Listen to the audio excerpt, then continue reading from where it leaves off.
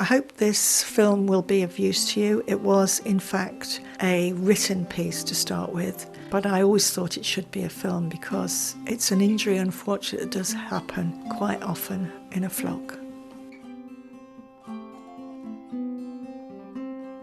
This injury is sadly preventable. You need to either remove your cockerel or rooster from the flock, or you need to make some chicken saddles for your hens.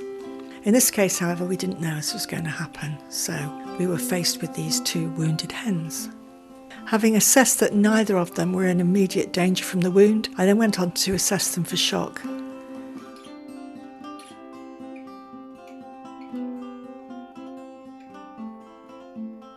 The one hen, in fact, she was the one that had the lesser wound, but she appeared to be in shock.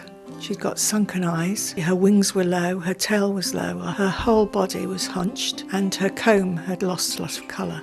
The other hen, although she had a more important wound, in fact not only was her side damaged, but also the cockerel had damaged her leg as well, and she was limping when I first saw her. But her posture looked good, wings up, tail up, her eyes looked good, they were bright, and her comb was a very good colour. So I decided to deal with the worse looking hen from the point of view of shock first. Forget about the wound, let's get some electrolyte. This is just a little organic sugar in warm mineral water.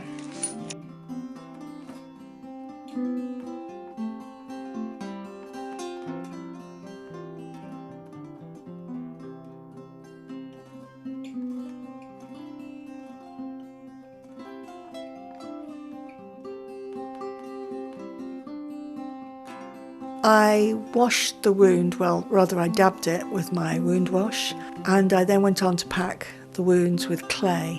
The clay actually stops working once it dries, but I leave it on, and I leave it for the hen to either remove herself or for it to wear off over time.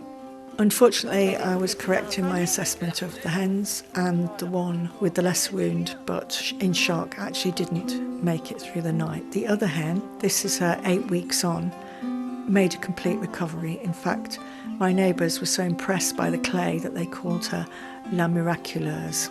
You can hardly tell where the wound was. If you've got an injured hen, do refer to my written article where you'll find more information on alternative electrolytes, how to use them safely, and the protocols for using therapeutic clay. In the meantime, thanks for watching.